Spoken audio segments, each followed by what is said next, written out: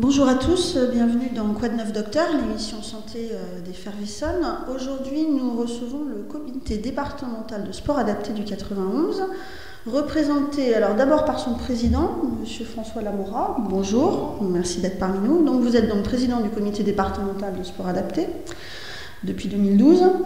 Vous êtes également le président du club de judo d'Athis-Mons et récemment, depuis peu, membre du comité directeur de la Ligue de sport adapté Île-de-France. Île-de-France, d'accord. Ok, nous recevons également donc Annabelle Grousset, bonjour. Donc vous êtes conseillère technique départementale. Vous nous parlerez un petit peu de votre parcours. Vous êtes déjà, à la base, vous êtes quelqu'un de terrain? Oui, complètement. D'accord. Et vous êtes au CDSA 91 depuis longtemps? Ça a fait 4 ans, au 1er juin. D'accord. Et vous vous occupez, j'ai marqué, du montage des projets, du développement de l'activité. C'est ça, principalement, oui. D'accord. Notre troisième invité, c'est Jérôme Sardin, qui est éducateur sportif. Bonjour. Bonjour et merci d'être avec nous. Donc vous êtes éducateur sportif de la fonction territoriale et également en milieu avec des personnes handicapées au niveau du judo. Oui, c'est ça. D'accord.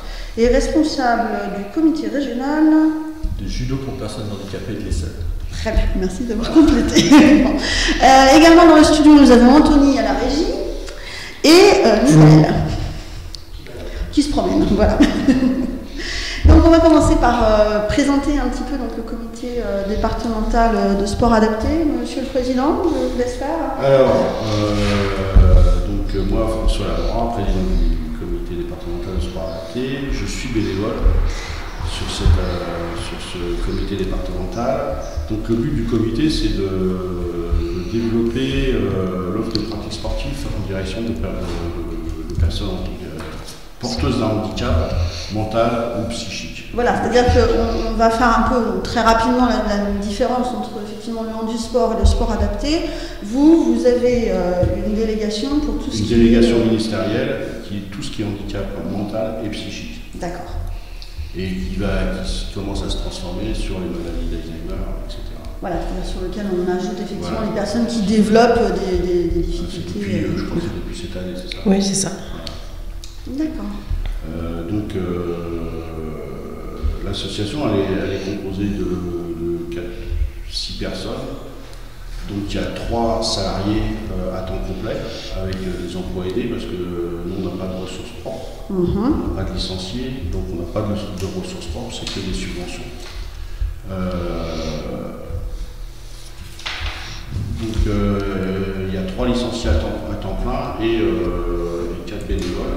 D'accord. Qui sont répartis dans des clubs ou dans des associations différentes sur différentes villes, qui sont partants du handicap et qui s'occupent aussi du handicap. D'accord, qui participent à vos activités et à votre organisation. Qui mettent en place des projets qu'on a, qui démarrent du conseil général parce que eux nous imposent pas, mais nous conseillent de faire certains projets pour développer sur le département. D'accord. Parce que c'est des politiques, c'est un partenariat de politique publique. Donc on est un peu obligé de rentrer dans le moule, on va dire. D'accord, dans les demandes que vous faites. Voilà, donc s'ils ont une direction plus importante qu'une autre, et ben, on essaie de développer dans cette direction-là. D'accord. Sinon, notre travail, le travail des salariés du CDSA, parce que je rappelle toujours que je suis bénévole, il faut aussi les mettre à oui, non, mais tout à fait. Ils travaillent toute la journée, moi, tout à fait. Les grands traits, le bureau donne les grands traits et les gens qui travaillent constamment. Voilà, les salariés font le reste. Ils font plus de boulot que nous. Donc, à partir de là, les salariés développent le sport dans tous les établissements publics qui gèrent le handicap. Et c'est la mission principale du comité départemental. Mais aussi on a la mission aussi de sensibiliser les gens au handicap.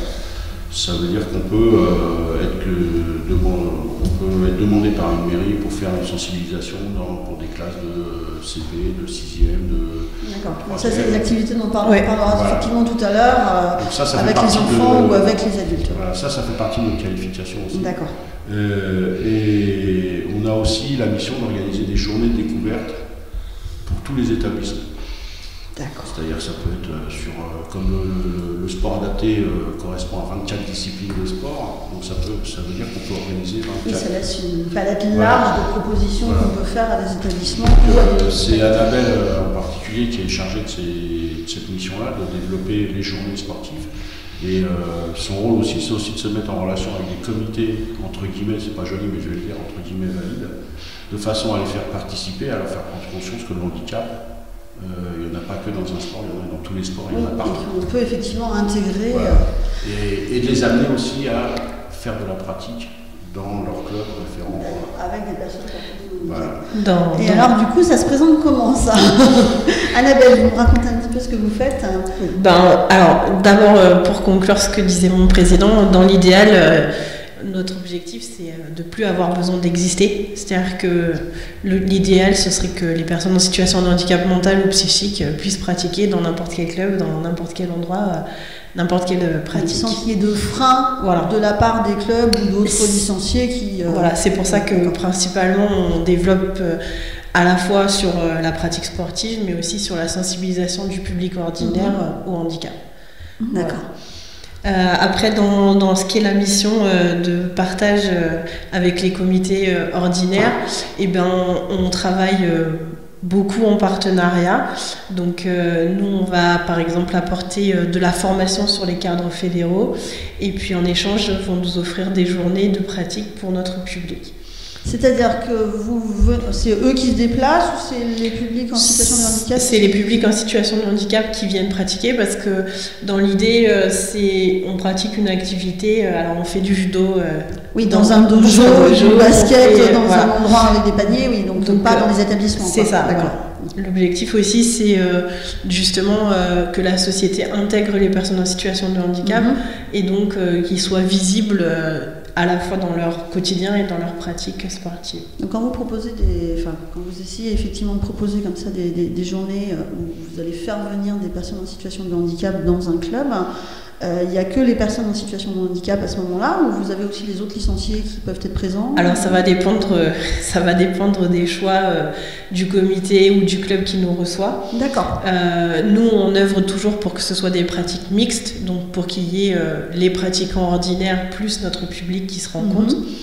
Après, c'est pas forcément toujours facile parce qu'on va avoir principalement ces journées les mardis et jeudis, donc on n'a pas forcément le public qui est en capacité d'être là à ce moment-là. Puis c'est en journée, c'est pas le soir au moment des cours. Donc, d'accord. Mais on arrive quand même à avoir quelques points d'orgue dans l'année où on a vraiment des pratiques mixtes qui sont intéressantes. D'accord. Alors il y a donc les cas où effectivement vous avez des groupes de personnes en situation de handicap qui viennent dans un club. Vous avez de temps en temps des demandes de clubs? Oui, on a des demandes de clubs sur ce qu'on appelle une démarche d'affiliation au sport adapté. Donc c'est une démarche qui va permettre à ces clubs d'avoir une reconnaissance de leur pratique avec les personnes handicapées. Et c'est une démarche qui est assez administrative qu'on accompagne jusque dans la mise en place des séances. Donc on va accompagner les bénévoles qui gèrent ces clubs dans leur démarche, dans la mise en place de leurs projets associatifs autour du handicap. Et jusqu'à l'éducateur de terrain qui va recevoir le public en direct. Donc, d'accord, donc vous formez à la fois alors moi je parlais avec mes mots à moi, à la fois le prof de sport du club, mais aussi les personnes qui tournent autour et qui encadrent les activités. Oui. Et dans l'idéal même, on essaye de rencontrer le public ordinaire avant que les personnes handicapées commencent à... Alors ça, c'est quelque chose que j'ai retenu effectivement quand on a fait la préparation de l'émission. Vous me disiez, dans la mesure du possible, vous préparez le terrain, en fait. C'est ça. Auprès des autres licenciés pour leur expliquer, Oui, c'est ça. Pour apporter... en fait, on a peur de ce qu'on ne connaît pas, donc on essaye d'apporter de la connaissance avant que la personne handicapée elle-même vienne et de façon à ce que les autres pratiquants soient prêts à ça. D'accord, donc leur préparer déjà une idée du fonctionnement des personnes qui vont venir en visite chez eux, qui ne fonctionnent pas comme eux en tout cas. C'est ça, expliquer que c'est pas parce qu'on a un comportement déviant qu'on le fait exprès ou voilà. D'accord. Donc assez simplement, le plus simplement possible pour que justement la rencontre se fasse sur la personne et pas sur la question du handicap. Oui. Tout à fait. Et puis avec l'activité sportive en cœur, en médiateur, de tout ça. Et au cœur de l'activité. D'accord. En termes de sport, qu'est-ce qu'on peut faire comme sport adapté sur le 91 actuellement? Dites-moi. Il y a plus d'une quarantaine de clubs, alors je ne vais pas vous faire la liste aujourd'hui. Mais en gros, qu'est-ce qu'on peut faire ou qu'est-ce qu'on ne peut pas faire du tout? Est-ce que... En fait, tout est à peu près ouvert, c'est-à-dire que si éventuellement on avait quelqu'un qui nous interpellait sur une pratique dont on ne possède pas de club, on va démarcher les clubs pour pouvoir le faire. D'accord, donc vous ne dites pas non, ça on n'a pas, vous allez chercher les clubs autour de vous en disant est-ce qu'il n'y en a pas un qui serait volontaire? Voilà, on dit effectivement ça on n'a pas, mais on va y remédier et on va trouver les clubs volontaires pour pouvoir ouvrir cette pratique. D'accord. Voilà. Donc, en gros, alors on a dit, je ne sais plus si on l'a dit d'ailleurs, mais il y a des disciplines de sport adaptés qui sont classées en paralympique. C'est ça. Qu'est-ce qu'on a en paralympique, en sport adapté? Alors, en sport adapté en paralympique, il y a l'athlétisme, le basket, le tennis de table, la natation, le ski alpin et le ski nordique. D'accord. Et la 7e. Et il en manque une. On ne sait plus. Et le football, c'est ça. D'accord, le football. Donc à chaque fois, des règles particulières de fonctionnement? Alors il y a, sur la Fédé du sport adapté, il y a en fait un fonctionnement qui est divisé en 3 divisions de pratiques compétitives. La division 1, qui est une division avec des règlements les plus proches possibles du règlement ordinaire, avec l'idée d'évoluer assez rapidement sur le milieu ordinaire, justement. Donc il y a très peu d'adaptation. Intégrer complètement. Les sportifs sur des clubs où il y a des valides. Et donc, d'accord. C'est ça. La division 2, où il y a quelques aménagements de la réglementation ordinaire. En fait, ça va être des personnes qui vont avoir compris le principe compétitif, le fait de lutter contre les gens, mais qui vont ne pouvoir mettre en place que quelques stratégies, pas forcément avoir un panel assez étendu et réagir aux situations de façon systématiquement adaptée. Et puis la 3e division, qui est une division qui est la plus proche, la plus éloignée du règlement ordinaire, et qui est vraiment une division où on va avoir compris, donner du sens au fait de battre l'adversaire, mais pas du tout à la mise en place de stratégies pour y arriver. Voilà. Donc je pense que Jérôme il peut en parler un peu mieux sur son expérience par rapport au judo par exemple. Tout à fait, on va juste effectivement finir là-dessus par rapport à ces 3 divisions. J'imagine que les disciplines paralympiques, les licenciés en sport adapté paralympique, c'est ceux de la division 1. C'est ça. Mais ceux qu'on trouve le plus souvent sous le terrain, ça c'est Jérôme qui va nous en parler, c'est plus ceux de la division 3. Voilà, exactement. Donc la division 3 représente à peu près 70% des pratiquants. Donc ça va de l'enfant à l'adulte, même on va dire à l'adulte mûr. Il n'y a pas de limite d'âge en fait? D'accord. Non, il n'y a pas de limite d'âge. On prend en considération ses capacités physiques et intellectuelles, et à partir de là on fait un classement. La division 3 reste vraiment une division de loisirs purs, où chacun vient chercher son épanouissement personnel, où la notion de compétition est un petit peu abandonnée. Elle est secondaire. Elle est secondaire. Oui, le but c'est de faire du sport. Faire du sport pour trouver un bien-être, se mélanger avec les autres, lutter contre son isolement, partager un plaisir, une passion. D'accord. Mais bien entendu, il y a toujours quand même l'idée à travers l'enseignement et la pratique de faire évoluer le pratiquant.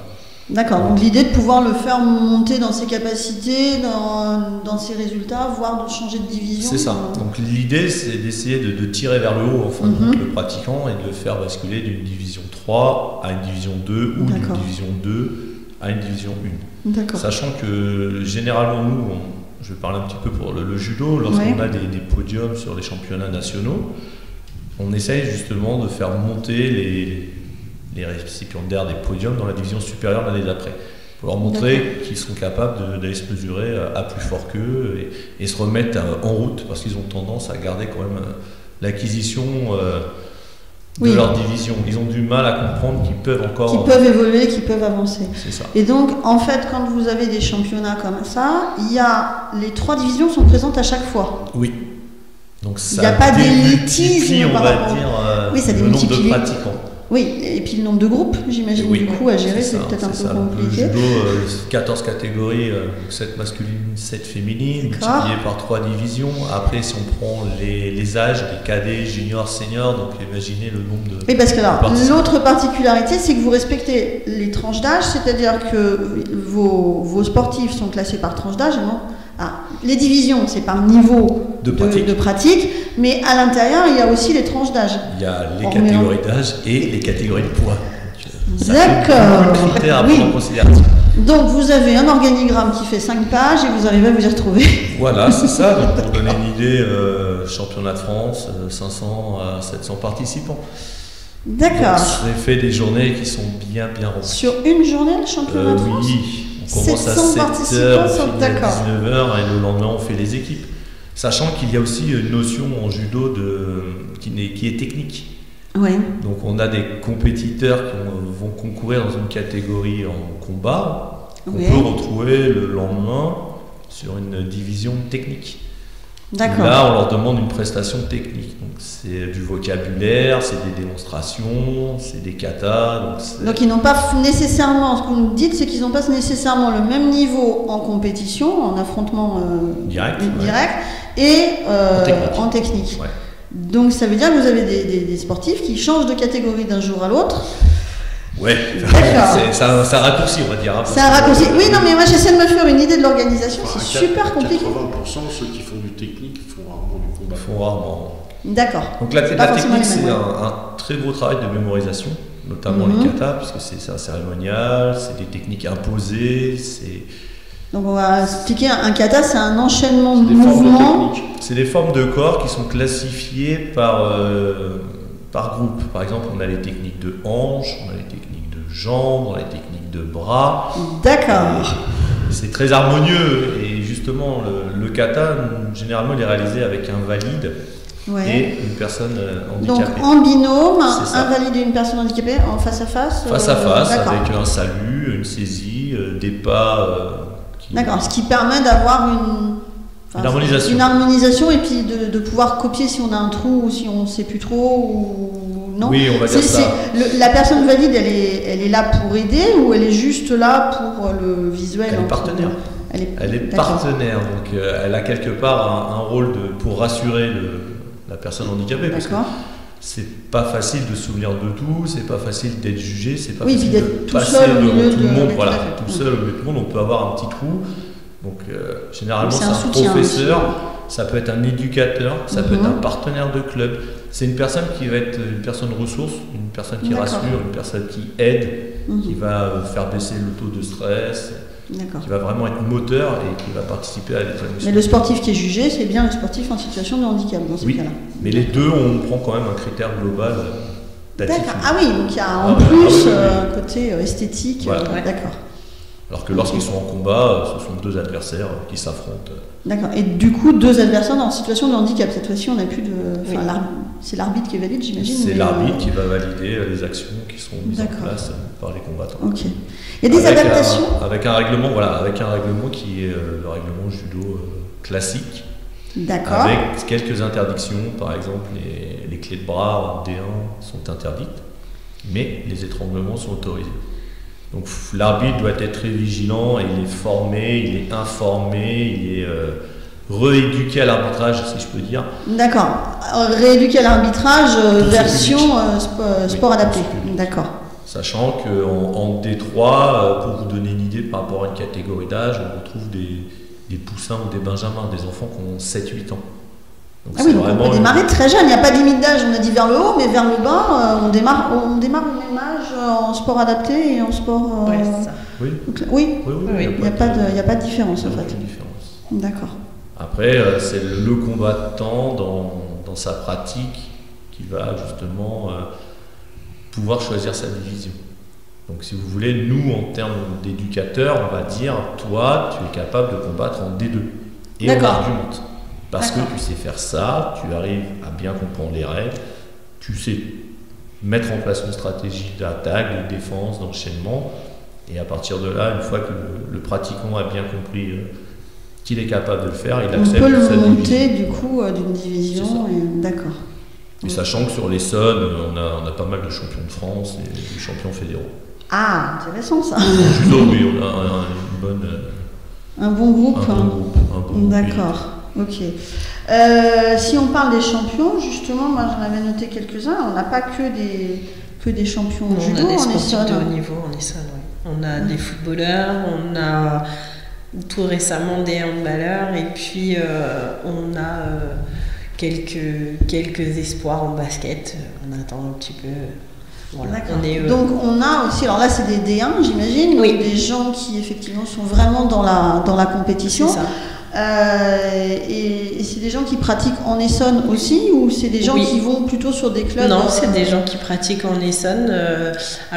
Par différents chemins, soit parce qu'ils avaient des bonnes capacités, ils sont allés directement au club ordinaire. D'accord. Cependant, le handicap fait quand même qu'il y a de petites barrières à la compréhension et à la mise en place sur un club ordinaire, donc ils se sont tournés vers le sport adapté. D'accord. Soit parce qu'ils travaillent sur des établissements qui font appel au service du comité et donc ils sont repérés et mis en place sur le circuit. Soit parce qu'ils sont dans le club affilié et que les éducateurs les amènent sur les détections. Voilà. D'accord. Et donc il y a des sélections comme ça, exactement comme pour les clubs valides, qui peuvent aller jusqu'à l'équipe de France. C'est ça. D'accord. On est vraiment dans une démarche fédérale qui est identique à celle qu'on peut connaître sur des démarches de personnes valides. D'accord. Monsieur Lamora, vous êtes aussi président du Judo Club d'Athis-Mons et vous, des licenciés en sport adapté dans votre club de judo, vous en avez beaucoup. Alors j'en ai beaucoup pour deux raisons. C'est que les jeunes qui veulent faire du judo en sport adapté n'ont pas forcément un club pour pouvoir prendre une licence. Parce qu'ils sont dans des établissements, l'établissement n'a pas de structure sportive, n'est pas affilié à la FFSA, donc ne peuvent pas avoir de licence. Donc moi, pour éviter qu'ils soient embêtés, qu'ils ne puissent pas faire de sport, parce que la licence est obligatoire, puisque ça comprend l'assurance. Oui, tout à fait. Donc moi, en tant que club, je les prends. Vous les prenez, voilà. Et donc ils rentrent dans votre club à vous et vous rentrent dans un autre. D'accord. Pas forcément dans mon club. D'accord. Avec les professeurs qui sont aussi membres du comité départemental, Jérôme est présent et il y a aussi Thierry. Eux, c'est les professeurs du club de judo d'Athis-Mons. Et eux sont partants dans la démarche de prendre des enfants et des jeunes handicapés dans des cours valides. Donc le but du jeu, c'est d'intégrer des... Donc en intégration directe, voilà. D'accord. Donc, on en a eu 5 ou 6 l'année dernière, qui avaient entre 6 et 8 ans et qui ont été intégrés avec des cours valides. Donc avec des enfants du même âge, qui ne sont pas porteurs de handicap. Ça se passe très bien et les autres enfants prennent soin d'eux, leur expliquent tout doucement comment il faut faire parce que forcément, vu le handicap, ils n'ont pas percuté tout de suite la compréhension. Donc les autres sont vraiment adorables. Non seulement ils font du sport au milieu des autres, mais ils sont complètement intégrés dans le groupe et avec les autres sportifs. C'est des vraies mères. Là-dessus, c'est vraiment formidable. C'est le but du jeu aussi, de façon à ce que le handicap, ça ne soit plus une répulsion. C'est pas oui, tout à fait. Un handicapé, non, c'est un enfant qui a un problème. Voilà, point. D'accord. Et donc, vous, des sportifs intégrés comme ça dans votre club, vous en avez à tous les niveaux, de tous les âges? C'est surtout entre 7 et 11 ans. D'accord. Donc beaucoup de petits, enfin beaucoup de jeunes, on va dire. Ouais, parce que malheureusement, les parents sont un peu déroutés en disant qu'est-ce qu'on peut mettre, qu'est-ce qu'il peut faire, Donc nous, on est là, on participe à la fête des associations, donc on fait aussi la promotion de cette particularité. Donc vous êtes présent à la fête des associations en début d'année, au mois de septembre à Athis-Mons. Et les autres clubs qui sont affiliés chez vous affichent leur affiliation quand ils sont dans les forums sportifs comme ça? Oui, ça c'est vraiment quelque chose qui fait partie de la démarche globale du club, quelle que soit l'activité qu'ils proposent. Et ça fait partie des propositions, comme on pourrait avoir un accès des mamans au sport, ou comme on pourrait avoir un accès des enfants plus jeunes, plus âgés. D'accord. Voilà. Donc ça veut dire que là, au mois de septembre, parce que généralement les forums sportifs, ça se fait toujours sur 2 week-ends, les 2 premiers week-ends de septembre. Ouais, quelle que soit la ville où on est en Essonne, s'il y a un club qui est affilié sport adapté, il aura son petit logo, on peut les repérer facilement. Il aura son logo et il fera, entre guillemets, sa pub pour cette particularité-là. D'accord. Et sinon, il y a un moyen de retrouver le listing des clubs affiliés? Oui, il suffit soit de nous contacter par téléphone, soit de nous envoyer un petit mail et on vous envoie ça. Il est aussi disponible sur le site internet du comité. Donc alors, le site internet, vous allez peut-être nous le donner quand même. Alors, c'est cdsportadapt91.fr. D'accord. Moi, je le remettrai sur la page de l'émission santé avec les liens. Effectivement, ce sera plus simple. Voilà. D'accord. Les demandes, on a dit ça peut venir d'un club. Vous avez des familles comme ça ou des gens qui viennent vous voir en disant j'aimerais bien faire du sport, j'aimerais bien que mon enfant vienne faire du sport? Oui, on a de plus en plus souvent des demandes individuelles. Sur lesquels on travaille en partenariat forcément avec la famille et justement nos clubs affiliés vers lesquels on peut rediriger soit en fonction du choix de l'activité, soit en fonction du lieu de vie de la personne. D'accord. Voilà. Et moi je tiens quand même à notifier que le CDSA 91 est quand même référent sur l'Essonne au niveau du handicap. Forcément, dès l'instant où les gens vont en préfecture, vont en mairie, vont n'importe où au niveau administratif, nous on est référencés comme handicap. Donc forcément les gens sont au courant qu'on est là. Donc on sait que vous êtes là et on peut orienter vers vous, même si quelqu'un se présente à la mairie en disant voilà, je viens d'arriver, qu'est-ce qu'il y a comme sport sur le secteur. D'accord. Donc forcément ils ont notre numéro, on parle. C'est ça, à un moment ou à un autre ils vont tomber sur nous. Voilà. D'accord. On a parlé, nous en préparant l'émission, vous me disiez il y avait 150 licenciés en 2010 au niveau du 91, on a 900 aujourd'hui, donc en l'espace de 4 ans. On a bien c'est une pointe parce qu'on est en plein développement ou c'est récent ou ça se développe de manière régulière? Ça se développe de manière assez régulière. C'est dû aussi au fait qu'on est quand même 2 salariés, presque 3 puisqu'on a un apprenti et que du coup ça nous permet de faire un vrai développement de l'activité. Donc c'est aussi porteur d'emploi, c'est aussi important de le signaler, c'est pas toutes les associations qui peuvent se le permettre. On répond aussi à un grand besoin, c'est-à-dire qu'il y a plus de 170 établissements sur le département qui accueillent des personnes en situation de handicap mental, donc on est loin d'avoir fait le tour. Oui, vous n'avez pas encore tout, effectivement. Il y a encore de quoi développer, voilà. Sans compter tous les clubs sportifs effectivement susceptibles de les on est un des seuls comités en Ile-de-France aussi qui avons des salariés et qui permet le développement justement. Ah oui, parce que si les autres sont effectivement tous bénévoles, en termes de développement, c'est pas... c'est beaucoup plus difficile. Oui, forcément. Ouais. Ouais. Voilà. Donc on est le premier département en termes de licence sur la région et en termes d'activité aussi. D'accord, donc 91 est leader en sport adapté. Non mais c'est important de le dire. C'est grâce justement aux emplois, aux 3 emplois qui ont été créés, parce que si on n'avait pas ça, c'est pas nous bénévoles, malheureusement nos métiers et nous bénévoles, on ne peut pas être partout. Oui, on est au bureau 35 heures minimum par semaine, donc effectivement on n'a pas le temps de tout faire, c'est pas forcément possible. On n'aurait pas l'occasion de développer aussi facilement que quand on a 3 salariés sur le terrain qui frappent à toutes les portes, même celles qui sont fermées, ils arrivent à les enfoncer. Et ça, j'aurais envie que je les féliciter pour ça parce que. Ils ont votre autorisation d'enfoncer les portes, d'accord. Il y a plein de portes qui se sont ouvertes grâce à elles, donc là-dessus.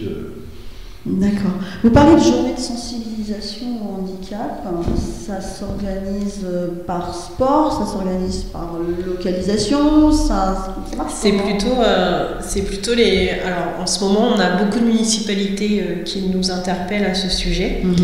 On est dans les fins de terme de la loi de 2005 et de sa mise en place sur l'accessibilité. Donc c'est pas tout à fait un hasard. Donc on a beaucoup de municipalités qui nous interpellent sur la mise en place de ces sensibilisations. Elles se font donc à la demande. il suffit d'interpeller le comité et nous on arrange le projet avec la commande.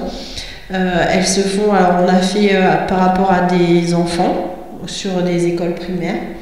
On a travaillé autour d'un support pédagogique qu'on a mis au point avec les instituteurs. On a travaillé avec des collèges, et notamment des collèges qui accueillent des classes spécialisées qu'on appelle Ulysse. Voilà, donc c'est des classes avec des enfants qui sont une partie des cours en petit comité avec un professeur spécialisé et le reste du temps qui sont répartis dans des classes, intégrés dans des classes de leur tranche d'âge. C'est ça, donc nous on a travaillé, le sport comme dans beaucoup de cas c'est quand même un bon médiateur parce que ça parle à tout le monde. Et donc on a travaillé sur les enfants ordinaires et leur acceptation du handicap. Donc là, vous intervenez à la fois pour le sport et puis comme médiateur par rapport à la manière dont les autres enfants du collège peuvent percevoir les enfants des classes Ulysse. C'est ça, complètement. Voilà. Et on est allé, par exemple, sur un collège à Soisy-sur-Seine, on est allé jusqu'à mettre en place un cross qui a été partagé avec des établissements spécialisés au sein du cross ordinaire du collège. Du collège, d'accord. Donc on va essayer vraiment de rentrer par toutes les portes possibles.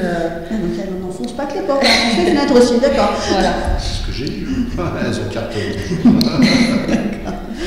Ça peut venir aussi, la demande peut venir des collèges, parce que là vous disiez les municipalités, mais les collèges sont gérés par le département, donc quelquefois ça peut venir d'un collège qui a une classe Ulysse. Alors je crois que vous m'avez dit que c'était sur Soisy. Ouais. C'était la coordinatrice de l'Ulysse qui nous a sollicité. Donc oui, nous en fait tous les projets qu'on nous propose on les étudie. Après on a aussi des moyens restreints puisqu'on n'est que 3, mais on essaye de mettre en place le maximum de choses. Voilà. D'accord, donc il y a du sport pour la pratique sportive et puis il y a du sport plus pour la médiation entre enfants, dans ce cas, valides et c'est ça, et puis il y a aussi quand on met en place des journées avec les comités ordinaires, on sensibilise aussi le milieu sportif à ces pratiques. Oui, parce que j'imagine que tous les clubs sportifs connaissent pas ou n'ont pas la pratique et la connaissance du milieu handicap et du milieu handicap mental et psychologique, qui est aussi une branche particulière. Donc du coup, il faut savoir un petit peu s'en sortir au milieu de tout ça. Voilà, c'est ça. Donc c'est vraiment l'idée d'aller tous azimuts et l'objectif premier, c'était vraiment qu'il y ait le plus de clubs qui offrent des pratiques pour qu'il y ait le plus possible de personnes qui pratiquent. Quel que soit leur handicap. Quel que soit le handicap, quel que soit le niveau auquel ils pratiquent, le but c'est qu'ils puissent faire du sport et se faire plaisir en fait. C'est ça, répondre à leurs envies en passant outre leur handicap. D'accord. C'est vrai, puis on s'est aperçu depuis des années, ça ne faut pas le cacher, le handicap a toujours été caché, c'est-à-dire que tous les établissements fermaient leurs portes, gardaient leurs handicapés chez eux et ils n'avaient pas forcément la possibilité d'aller faire du sport. Oui, tout à fait. Donc nous on est là justement pour qu'ils puissent sortir, pour qu'on puisse faire du sport, pour qu'ils puissent s'éveiller avec autre chose que juste un éducateur dans un établissement. Oui, c'est-à-dire faire du sport mais dans des vraies structures sportives de l'établissement. Voilà, de faire du sport comme les autres en fait. Ils ont droit à la vie comme les autres. Il n'y a pas c'est pas parce qu'on est handicapé qu'on n'a plus le droit de faire de sport, qu'on n'a plus le droit de bouger, qu'on n'a plus le droit de se trampoler à droite à gauche. Au contraire, d'ailleurs, sport santé, ça fait partie aussi des objectifs du ministère de la Santé par rapport effectivement à la santé des personnes handicapées. On a des déclinaisons par rapport à ces objectifs. Donc, on a un travail sur la sédentarité des travailleurs des ESAT. Voilà, donc les ESAT, ce sont des établissements qui emploient les travailleurs en situation de handicap en milieu protégé. C'est ça, c'est un milieu protégé pour le travail. On a aussi un travail sur la lutte contre l'obésité des enfants en IME. Ouais, donc les IME sont des instituts médico-éducatifs, donc des milieux à part, effectivement, un peu fermés, avec souvent des écoles spécialisées. Avec des enfants qui sont soit scolarisés plus ou moins, soit qui restent sur place et qui, effectivement, souvent ne bougent pas beaucoup. D'autant qu'on a beaucoup d'IME qui sont en ville, dans le 91. On a quelques-uns dans le sud du département qui sont à la campagne. qui ont des grands jardins, des grands parcs. On en a aussi beaucoup qui ne peuvent pas trop sortir en fait. Donc, du coup, Et puis la troisième orientation sur le sport santé, c'est tout nouveau, tout récent, mais ça fonctionne, donc on en parle. C'est en direction des publics Alzheimer récemment diagnostiqués. Parce que la démence c'est le cœur de notre métier malgré tout, et donc on sait bien faire, on travaille sur le fait de garder, de maintenir ses acquis, et puis évidemment sur la mémoire, sur l'équilibre et sur la socialisation. D'accord, donc des approches qui sont physiques, vraiment sportives, et puis des approches qui sont un peu parallèles, mais pour maintenir, je rappelle que pour Alzheimer, on n'a toujours pas trouvé la solution pour les guérir, mais effectivement on sait que plus on peut leur faire pratiquer des activités longtemps, plus on peut entretenir et les mouvements et la mémoire, et plus on a des chances de ralentir l'évolution. C'est ça. C'est ce qu'on connaît bien dans le sport, c'est l'entraînement. Ils vont entraîner des malades porteurs d'Alzheimer pour ralentir l'évolution. Ça se fait dans des maisons de retraite. On travaille en EHPAD, notamment avec l'EHPAD de Grigny.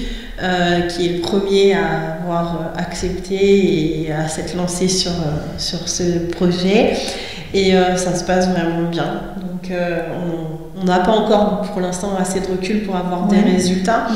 Ma collègue a commencé en mai, donc c'est quand même très récent. C'est super récent. Par contre, on sent vraiment que, alors c'est assez drôle parce qu'elle y va une fois tous les 15 jours, mais il y a une vraie attente. Ça veut dire que c'est déjà intégré et que les résidents de la maison de retraite ont bien intégré que tel jour il y avait sport, et donc d'accord.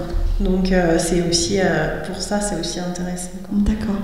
On parlait tout à l'heure de la sensibilisation également des sportifs et des encadrants sportifs. Donc là, je vais me tourner vers Jérôme.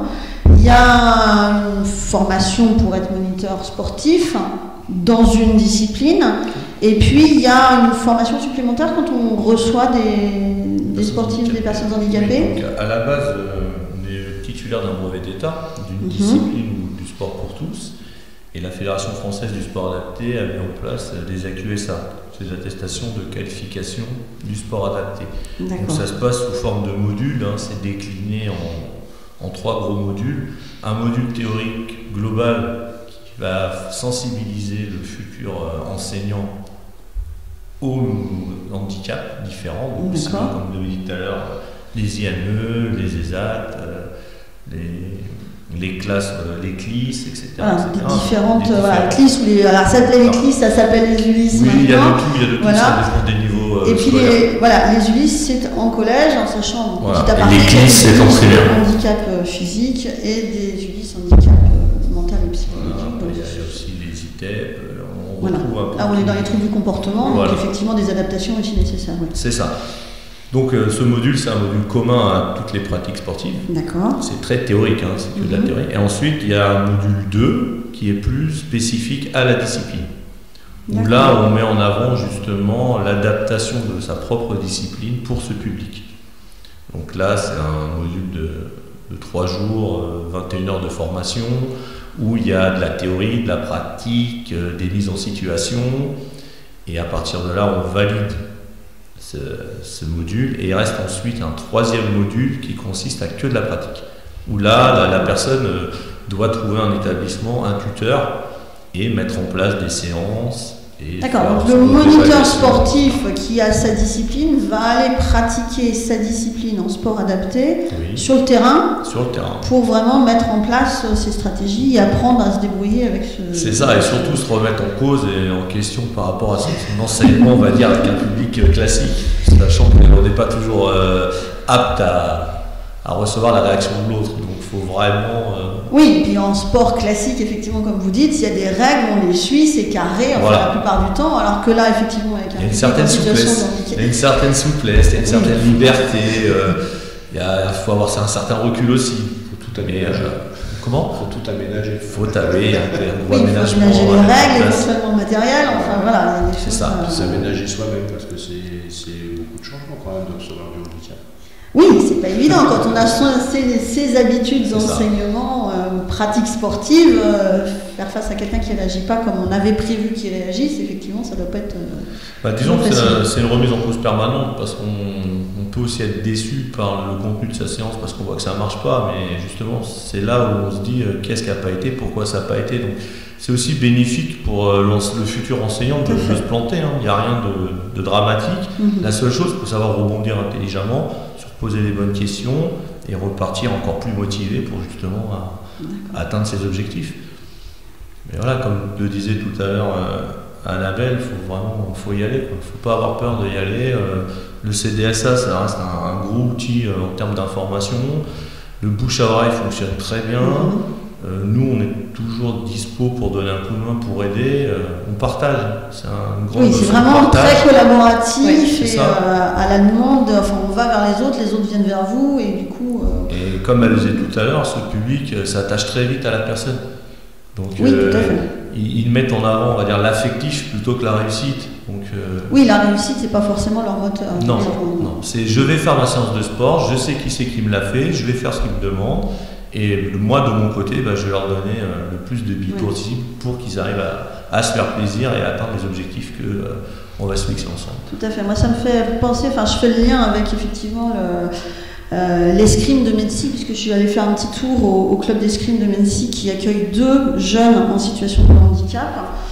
Et où effectivement le moniteur, le maître d'armes m'expliquait que au début par exemple il en a un qui est un petit peu plus en difficulté que l'autre, qui a mis 1 an à accepter d'aller vers les autres sportifs. Il se rapprochait toujours, ce que vous dites, il se rapprochait toujours du maître d'armes, il était toujours collé au maître d'armes et il a fallu un petit peu de temps pour qu'il s'autonomise. Mais par contre, moi ce que j'avais retenu, et je pense que vous avez la même façon de ressentir les choses, c'est que il m'expliquait qu'il y avait une énorme, des progrès qui n'ont rien à voir avec le sport en fait, en termes d'autonomie, parce qu'ils apprennent ils apprennent les termes et puis ils apprennent à communiquer, ils apprennent à être plus autonomes avec leur matériel. En termes de concentration, là je prends donc l'exemple de Valentin qui est un des 2 pratiquants d'escrime de Mency, où le maître d'armes me disait au début, il touchait 2 fois, et puis ça y est, il se posait, il avait fini sa séance, c'était terminé. Au bout d'1 an, il était capable de faire un affrontement avec un match complet. Donc effectivement, et puis en termes d'intégration par rapport aux autres sportifs, puisque a priori, alors l'escrime c'est spécial, il faut se brancher sur un fil qui est pendu au plafond, et ce sont les autres pratiquants, donc même tranche d'âge, qui maintenant le branchent, le débranchent, et ils s'en occupent, et le moniteur est quasiment plus derrière. C'est ça, c'est la solidarité qui se met en place, comme le disait tout à l'heure François. Nous, on vit la même chose dans les clubs, avec des enfants qui sont autistes ou qui ont pareil des déficiences. Il y a une très très bonne acceptation de l'autre. Nous, par exemple, au judo, le fait d'avoir tous la même tenue, on oublie la différence. Donc le travail, c'est le même pour tout le monde. Par contre, bien entendu, on prend en considération la fatigue, la journée que l'enfant a passée, on est un petit peu plus tolérant. Et les autres le comprennent, le savent, et on n'a jamais eu de problème de discipline par rapport à ça. D'accord. Donc ça, oui, là, il disait effectivement, quand il est vraiment trop fatigué, il s'arrête. Voilà. Autre pratiquant, il s'appelle Damien, il a un petit peu plus de capacité, donc du coup, effectivement, il est un peu plus autonome et un petit peu plus endurant, mais idem, quand il en a marre, il s'arrête et puis voilà. En termes d'adaptation, parce que alors cette formation, vous parlez, qui vous remet en cause vos pratiques systématiquement pour essayer de les mettre en adéquation le plus possible avec le sportif que vous avez en face de vous. Vous, par exemple, en judo, on va adapter quoi? Qu'est-ce qu'on va adapter? On va adapter la règle, par exemple. On ne va pas dire faut que tu le fasses tomber.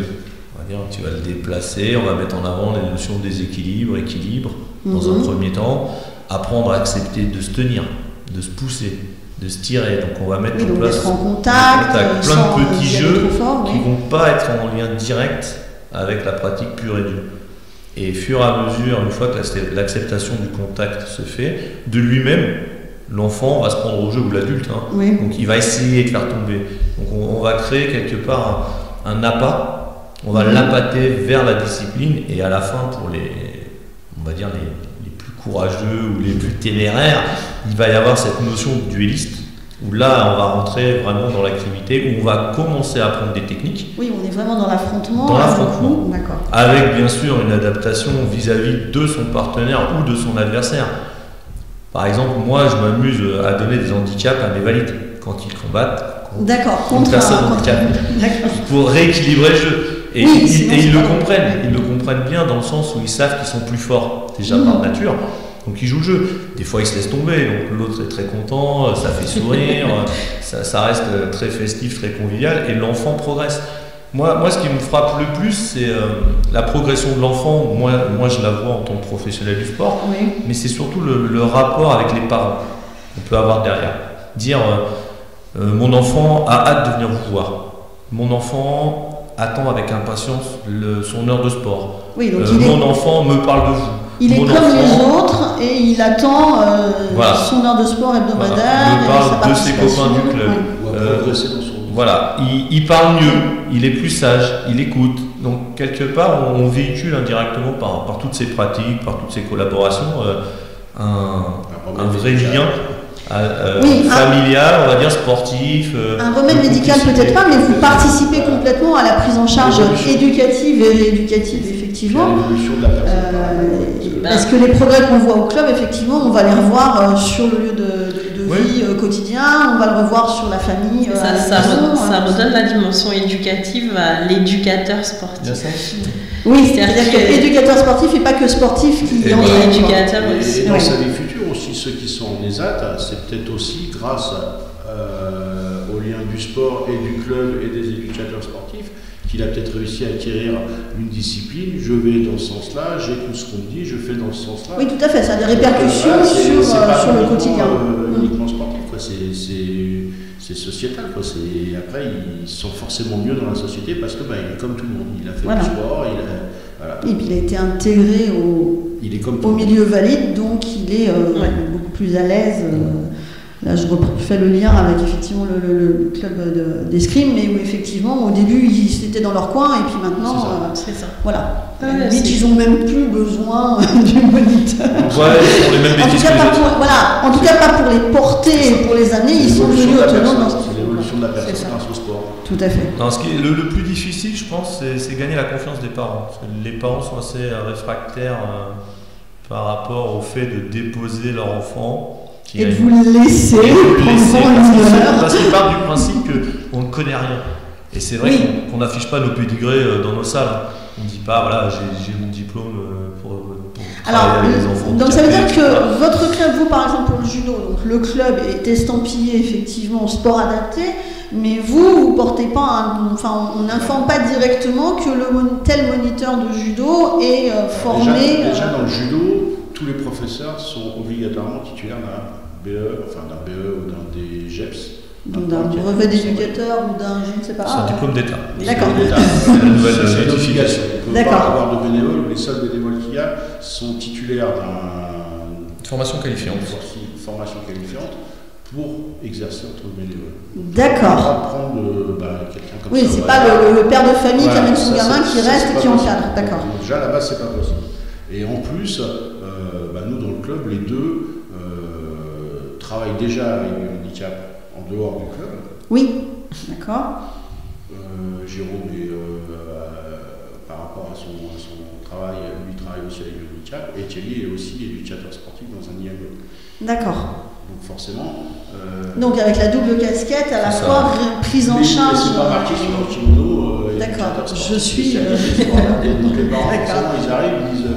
Au début, il m'a parlé, sport adapté, handicap, mais qu'est-ce qu'il fait? Il y a des valides. Donc forcément, ça... Oui, ça peut être déstabilisant pour un parent, effectivement. Ouais, et puis, en même temps, je tiens à insister sur le fait qu'il n'y a pas de formule magique, c'est-à-dire qu'il n'y a pas de bien ou de mal. Il y a ce qu'on fait quand on est éducateur sportif avec les enfants qu'on a, et ce qu'on peut leur apporter. Ça veut dire que c'est pas à tout prix prôner l'intégration, quoi qu'il arrive, c'est-à-dire c'est tenir compte de la personne qu'on nous apporte. Pour certains, peut-être que la pratique seulement entre personnes handicapées, c'est la solution. Alors, c'est effectivement un sujet qui mérite d'être développé et qui sera développé premier trimestre 2015, parce qu'effectivement, l'intégration tous azimuts, c'est pas forcément possible pour tous, et prendre en compte effectivement réellement le handicap, c'est aussi important et ça touche pas que le sport, ça touche aussi l'intégration à l'école, où on a voulu vendre à des parents l'intégration dans toutes les écoles et on se rend compte que sur le terrain, c'est pas toujours très réaliste. Non, et puis surtout, ça doit pas être fait à n'importe quel prix, c'est-à-dire qu'on doit pas intégrer pour intégrer, quoi. Oui, l'idée n'est pas effectivement, j'imagine, de mettre absolument des sportifs en situation de handicap dans tous les clubs, histoire de dire ça y est, on en a. C'est vraiment de faire marcher toute la machine autour et tout le système d'intégration. Avec qui ça passe, il y en a avec qui ça passe pas. Voilà. Oui, tout à fait. Et puis il n'y a pas, encore une fois, il n'y a pas d'obligation à le faire. C'est-à-dire que moi j'ai une pratique en club aussi où on a un groupe tampon de pratique entre pairs, entre personnes handicapées, qui permet l'apprentissage des règles dans le lieu de pratique, qui permet la sensibilisation, le fait d'avoir des personnes ressources et repères donc qui rassurent les pratiquants, etc. Avant de pouvoir penser à une intégration en accord avec la famille. Oui, c'est-à-dire qu'ils sont déjà dans le lieu et ensuite éventuellement on peut les intégrer au milieu des pratiquants. C'est ça. Il y a déjà un apprentissage à faire sur... Voilà, c'est de la gymnastique, donc il y a un apprentissage à faire, on passe pas sous une poutre quand il y a quelqu'un dessous, ce genre de choses, on évite, mais ça vient pas, c'est pas inné. Donc oui, c'est pas spontané, tout à fait, ça s'apprend, il y a des règles. Donc là, le groupe il sert à ça, il sert à apprendre les règles de vie dans le gymnase, il sert à comprendre que quand il y a quelqu'un sur le trampoline, et ben on saute pas en dessous de lui, il sert, c'est des choses qui sont a priori simples à comprendre, mais pas forcément évidente. Non, pour ces populations-là, effectivement, pour ces gens, la prise de risque et le danger. Il n'y a pas forcément la notion de risque, donc du coup, il faut remettre des règles. C'est respecter, surtout, arriver à leur faire respecter tout ça. Oui, toutes les règles. On va bientôt arriver à la fin de l'émission. Là, alors, je voudrais faire une petite aparté par rapport à la fameuse qualification dont vous parliez pour les moniteurs sportifs. Annabelle, je crois que vous m'aviez dit qu'on pouvait aussi proposer uniquement cette qualification-là à des gens qui n'étaient pas moniteurs sportifs, mais aux bénévoles des clubs. Alors, oui, elle ne sera pas qualifiante, mais les bénévoles des clubs peuvent assister à cette formation. Ce qui leur permet une sensibilisation accrue eux aussi. C'est-à-dire quand ils viennent en complément de l'éducateur sportif titulaire, ils ont au moins des billes pour pouvoir avancer pour pouvoir travailler aussi avec les sportifs. C'est ça. Et elle est ouverte aussi aux dirigeants de club, ce qui permet d'ouvrir son esprit. Je pose pas la question. Là, votre président. Voilà. C'était la condition sine qua non. Pour qu'il soit président, il fallait qu'il ait la formation. D'accord. On arrive sur la fin, là. Vous aviez des dates de manifestation à nous signaler? Oui, parce que on reste quand même une région assez dynamique sur la mise en place des compétitions. On aura là tout prochainement, du 26 au 29 juin, le championnat de France de natation. Ça se déroule à Orsay, sur le territoire. Donc là, c'est complètement le comité qui prend en charge cette manifestation. Donc on attend des sportifs de haut niveau pour le coup, puisqu'il y aura les sportifs du Pôle France qui viendront faire leur qualification. D'accord. On aura aussi Alicia Mondin qui a quand même été championne du monde en natation en brasse.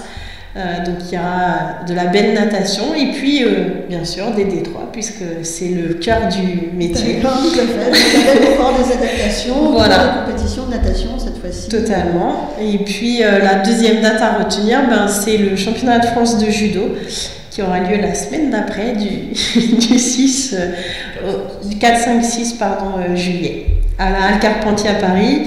Donc ça c'est vraiment en partenariat avec la Ligue Île-de-France. D'accord.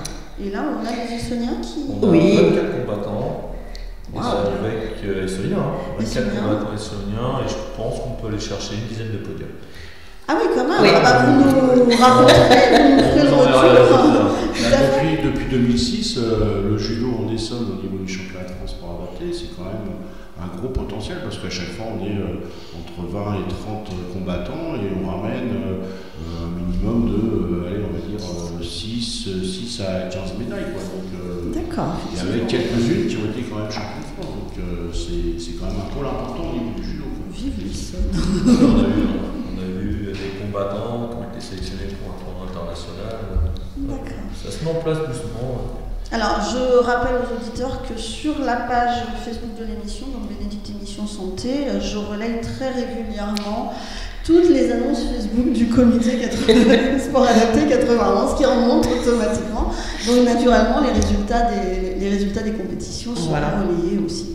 Bah, écoutez, messieurs, dames, je voulais vous remercier d'être venus nous présenter le comité Sport Adapté, départemental Sport Adapté 91. Voilà, on va naturellement suivre les dates et les compétitions. Je remercie également le maître d'armes de Mency qui a bien voulu me recevoir et répondre à mes questions et que j'assiste à des petits bouts de cours. Voilà.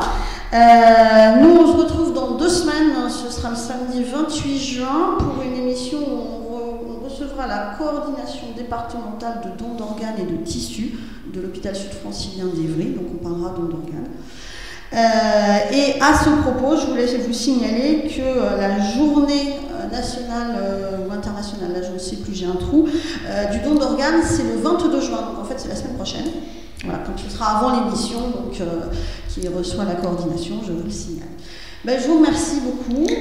Merci à vous. Au revoir, et puis dans 2 semaines, Anthony, c'est à toi.